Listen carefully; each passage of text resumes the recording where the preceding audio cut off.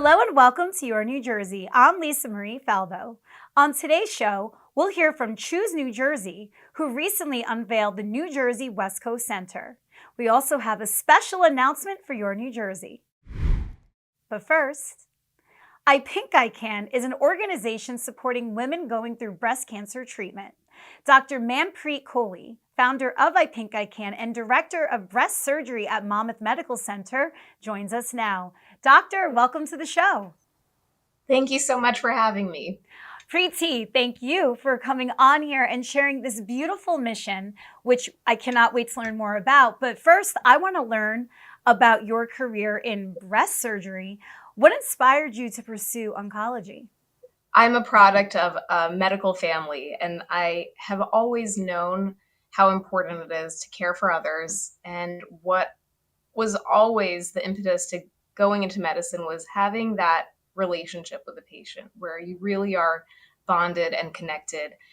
I'm a surgeon and I love to use my hands. And there are very few surgical fields where you get that long-term relationship. You're not just, necessarily doing a procedure and then never seeing the person again. So this is such a rewarding field because I get to unfortunately be a part of some people's worst day where they learn they have cancer, but carry them through a really difficult time and celebrate so many more milestones of survivorship and achievement afterwards and just living life. So it's a beautiful thing that I'm able to do every day. What sets your breast center apart from some of the others in the Garden State? It's a great thing to be in this era of ample access to care and not needing to go 2 hours away to a big city to be cared for. And I think there certainly is something to be said about being cared for in your community, close to home, without the added obstacle of figuring out how to get to that big institution and knowing that you're not compromising on the level of care you're getting because you're not going to the big city. We've brought all of the latest advances right here to our own community so we can be able to carry out care to the highest standard and carry people through a very difficult time without extra burden and obstacle like that. You are a very busy person. You're a mother, you're a rock star breast surgeon, and you developed this amazing organization, I Pink I Can. Tell us all about it. So I Think I Can was born out of frustration, to be honest. I see patients every day and they're diagnosed with breast cancer, and it hits home when you know how common this is. 1 in 8 women get breast cancer. It doesn't discriminate. It could affect you if you're perfectly healthy, and it can have no symptoms, and that could be any one of us. So when I take care of patients, I really want a level playing field. And it's a very difficult journey sometimes, even with the best access and ample reserves to help pay for whatever you need. But there shouldn't be a discrepancy in care if you don't have a nest egg and you can't afford to take time off from work. Sometimes we really have to take a minute and pause to be able to ensure that the patient has appropriate funding for the next step. And that's when it's upsetting to see that somebody might be putting a hold on really urgently needed life-saving treatment. So I've had patients who have had to postpone getting chemotherapy because they had to choose, do I want to try and save my hair, but I don't have money to pay for scalp cooling? Or do I just accept that as a loss and start tomorrow? And every day matters. Every day that you're living with a cancer in you, you may feel that uncertainty. So this was born out of a need to have an immediately accessible patient care fund. So not having to skimp anywhere and knowing that any patient should have that access and can have that access to a very, very high level of care, regardless of their financial background, it's huge. It's helped so many patients in a variety of ways. Preeti, when was I Pink I Can established? So in 2021, we had our first fundraising event. And I was seeing at that point, we were just emerging from the pandemic. It was a very stressful time for people in general, but especially people in healthcare, where you really felt like you were putting yourself at risk for the greater good for other people. And when we started feeling more comfortable with being in person again and being in, an event setting, the first event really was a celebration of not only the journey that these patients have come through during a very challenging time, but a reminder to all of our team why we show up every day, and seeing people come through celebrating how well they're doing, being grateful, and having a face with something that you may not, there could be a patient who was operated on and never actually met the nurse that was in the operating room, but to know that that patient got where they are because of the every small part that everyone on the team has played collectively was such a gratifying experience for everyone. Everyone felt good. It was truly a celebratory moment for not just the patient, but everyone there that helps them get there. How were the funds raised distributed to patients in need? So it's basically a very straightforward process of, do you have a need that we cannot address with the resources already available? Do you have a need that's more urgent than applying for a grant and waiting for approval? And it truly is tailored based on the individual. We had a patient who needed a chemotherapy medication that was only approved at a very high dose. And so she would not be able to leave the house because the side effects would just make her run to the bathroom constantly. But the lower dose she could live with, but it wasn't covered. So we covered that, and it changed her quality of life entirely. Back to school items. Some people spend every last bit of their savings to survive and take care of themselves, and there may not be a lot left for regular run of the mill household items. And that's also certainly within the realm. It's basically anything that we can do to help remove those barriers for a patient and get everyone the care they need in the best way possible. How much money have you raised since 2021? Each event, it's been doubled. So our last event, we raised nearly $60,000 in with a single event. So now we're looking to expand. So there are certainly other fundraising opportunities that have presented themselves. We will be having a concert at Wonder Bar, working with the Monmouth Ocean County Realtors Association with Brian Kirk and the Jerks. That's also in October. We'll be having our annual Pink Party in October. And there are walks where patients have initiated the creating a walk and fundraising and directing everything they've raised towards I Think I Can. And it's just amazing to see that initiative come not from just me, but those that have been inspired to help in whatever way they can too. So I'm hoping that we continue to double what we raised last year. So you mentioned the Pink Party happening in October for Breast Cancer Awareness Month. I know it's at a new location this year. Tell us what attendees can expect. That's right. So we are at a new location because the good problem we've had is that this has snowballed and we have more patients and family members, community members, people from the hospital, just so many people wanting to come, show up. It's a great night. It's fun.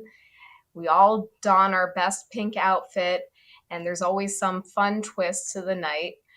Last year, we had guest bartenders with doctors behind the bar, making their own cocktails and fighting for who would raise the most in tips.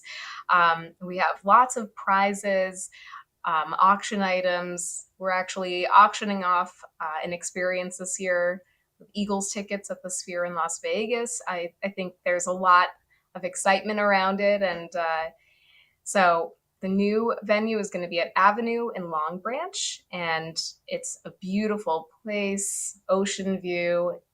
We're really excited. I think it's going to be wonderful. Where can people find out more information, purchase tickets? So we will be selling tickets on Eventbrite, and you can find the link at ithinkicannj.com. I would definitely encourage purchasing them earlier than later because we do have a special pricing before October 1st, and we anticipate it selling out. So definitely get on that. And we do have a discounted rate for survivors, of course. Preeti, this was so much fun. I have to shout out the person who brought us together here today, my cousin Aiden, your future son-in-law. But by the way, he's 7 years old. But I understand that Aiden and your daughter, they've had a love affair for quite a number of years, dating back to preschool. Oh, yeah, half their lives. So it's definitely a long-term committed relationship. And I absolutely love Aiden and look forward to us being family in the future. Well, his parents are some of my favorite people in the world, my cousins, Shane and Dara. So shout out to the Serranos. Thank you for making this happen. And I'm so happy they brought us together because I've heard a lot about you, and I'm just so happy to finally meet you and support you any way I can because, up here in North Jersey, we do a lot in the breast cancer space and women's health space, and advocating is so important, and you are right on target with everything. So thank you. Thank you so much. It's been so nice chatting with you. This is so exciting. And I hope to see you at our event. Same here. I have to get my pink outfit. Can't wait. Yeah. The Garden State is a hotspot for film and television, and we are expanding our reach. Choose New Jersey recently opened a New Jersey West Coast Center, which will advocate for the East Coast film industry and serve as an AI hub. Tim Crouch serves as the center's Chief Strategy Officer and Executive Director. He joins us now. Tim, welcome to the show. Great to be here. What will the New Jersey West Coast Center entail? So I think for us, actually, as you look at the ways that different places across the world, whether they're countries or states, market themselves and try to bring in new business and new investment, invariably the reality is you have to be there in person to make the case. And we've followed that model as the state of New Jersey for the last several years, and opened offices in India, in East Asia. Just last year, we opened an office in Taipei. We have an office in Ireland. We have an office in Israel. We have an office in Europe based out of Frankfurt. So we know the importance already of being on the ground to advocate for New Jersey. What we've not done before, though, is do that domestically. And for us, as we think about the most critical markets, the West Coast, California in particular, is just such an important place for New Jersey to attract business from. So for us, it was an easy decision. You've got to be there in person. So that's what we did. Tell us more about the AI Hub and other activations we would find at the New Jersey West Coast Center. The AI Hub is a critical step for the state to have taken. Still being developed and sort of still components being added to it, but based out of Princeton with collaborations across the state. The AI Hub is a game changer, I think, for the state of New Jersey. It differentiates us compared to our competitors across the East Coast, but also elsewhere in the United States. It provides a focal point for what is a critical industry at a critical time. And I think Governor Murphy has made some really, really smart investments in bringing in the right partners. Part of my job is then to work with companies based on the West Coast to sort of flesh out that roster of partners that make up the AI Hub in New Jersey. How will the East Coast film industry benefit? The key thing to note about the film and TV industry is that physical production, so the act of making TV shows or films, really is very mobile. It can go almost anywhere in the world, which makes it a very competitive marketplace. So because you're working with studios that could go to the UK, they could go to Vancouver, they could go to New York, they could go to New Jersey, they could go to Atlanta, for example. We have to make sure that we're putting our best foot forward, and that the producers and the studios are acutely aware of the incentives that exist in the state of New Jersey, the amazing range of physical locations to film in the state, and also the fact that many of our communities are what we call film ready. So communities that have gone through the step working with our film commission of getting ready to actually receive a film production. So they know about permitting, they know about street closures, they know how to work with local vendors. So for New Jersey, it's about making sure that story is told in a really, really competitive market where productions could go anywhere. We want them to choose New Jersey. And by the way, we have some of the most iconic spots. I mean, the #1 television show of all time, undisputed, was filmed here, The Sopranos, and it still resonates 20, 30 years later. Any production should be so lucky to call New Jersey home. Yeah, I completely agree. And then I think what's so cool about that is, so we've certainly got some iconic shows that everyone knows. But I think the other side that we have to sort of keep communicating to the industry is that if you want beaches, New Jersey has fantastic beaches. If you want sort of downtown streetscapes, we've got that in abundance. If you want sort of quaint, small, sort of quintessential New England towns, we've got that. You want mountains, we've got that. Probably the only landscape I think we don't sign up to having is the desert. I think beyond that, come to New Jersey, you can get just about anything, and you can get it in probably a sort of 2 or 3 hour radius. Well, tell us about Choose New Jersey overall. I know you're the state's leading nonprofit business attraction organization, and you do such a good job at promoting us. Yeah, so we're very active in the different markets that we work in. We're actually, in some ways, we're smaller than people think. We're only about 20 people physically in Newark, New Jersey. But then we have our satellite offices across the world.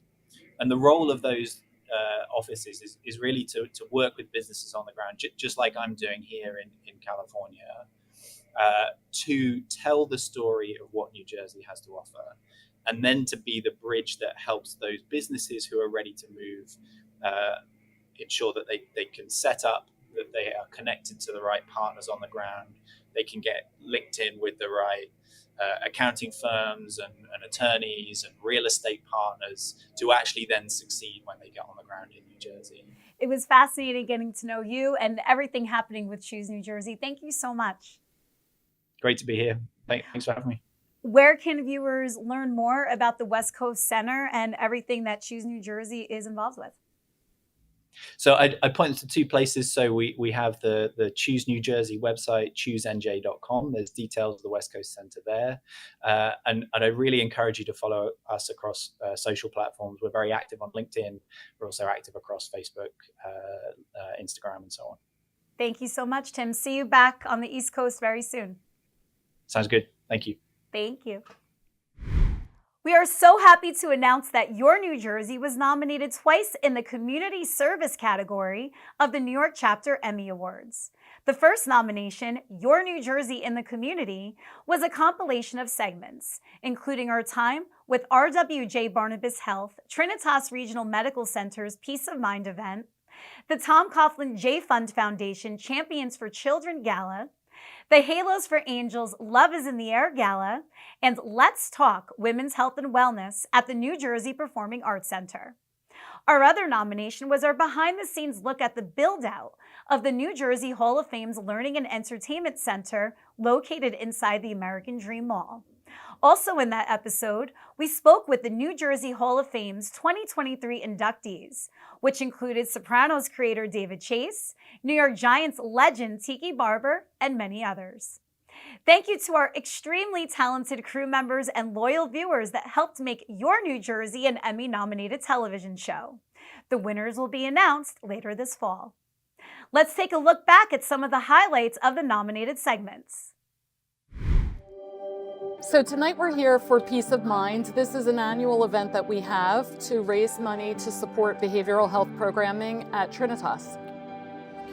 You would think that Especially nowadays, we're becoming much more aware and understanding of mental health issues and crises, that there would be more opportunities, more access.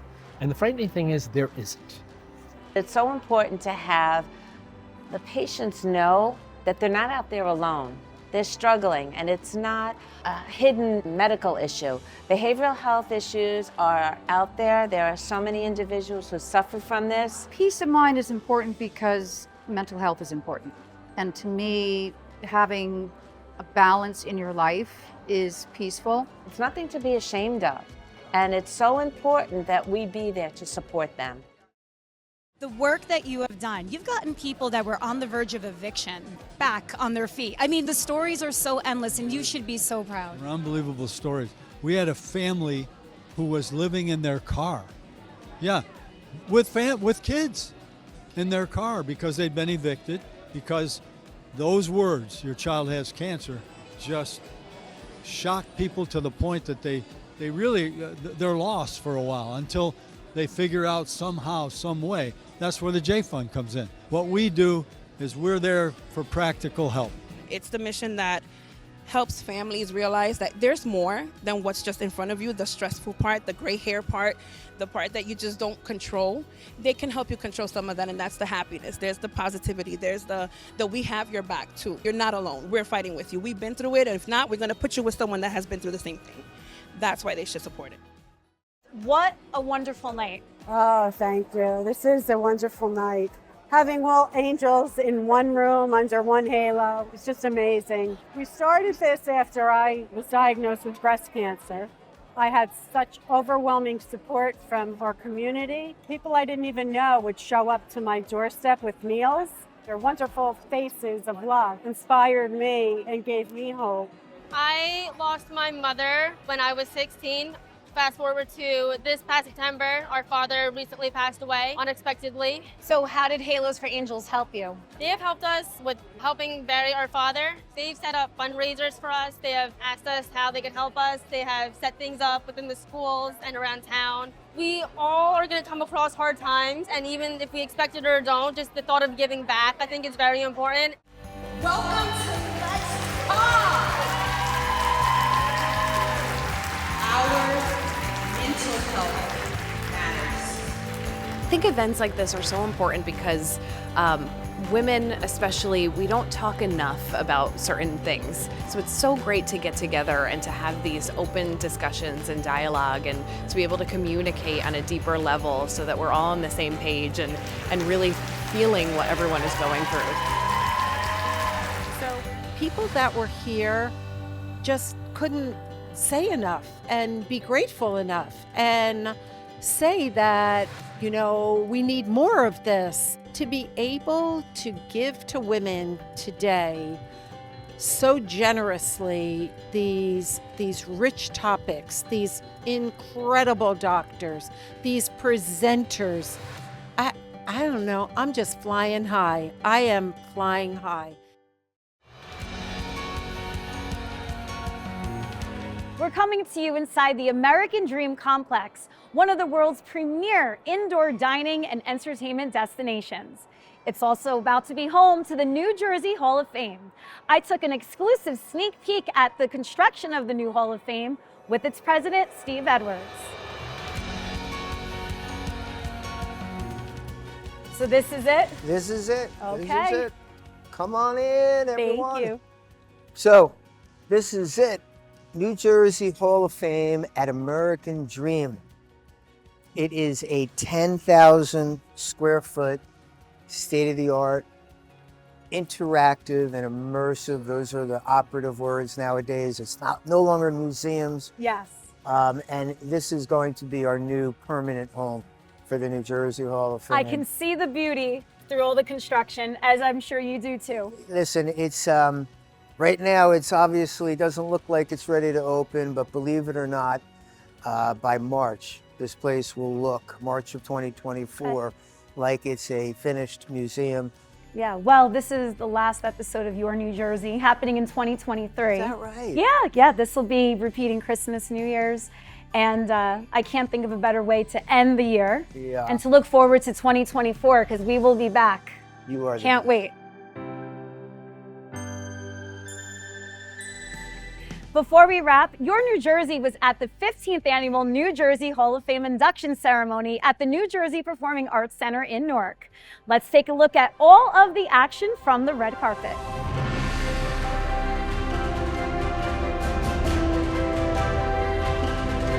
Congratulations on this amazing achievement tonight. Thank you so much. I'm extremely honored and surprised. It's just a great thing. It's a great thing. It's great to be back here. It has some kind of magic. And great people and legacies that I'm going to be joining. So it's a lot of pride, but it also makes me realize that so many people helped me get to this point where, you know, I could achieve all the things that I wanted to, both as an athlete and as a member of the media and as a man. So nights like this where we celebrate our talent, our richness, and we make sure to pass it on to the next generation, that they know who came before them and that they know that they can be inspiring.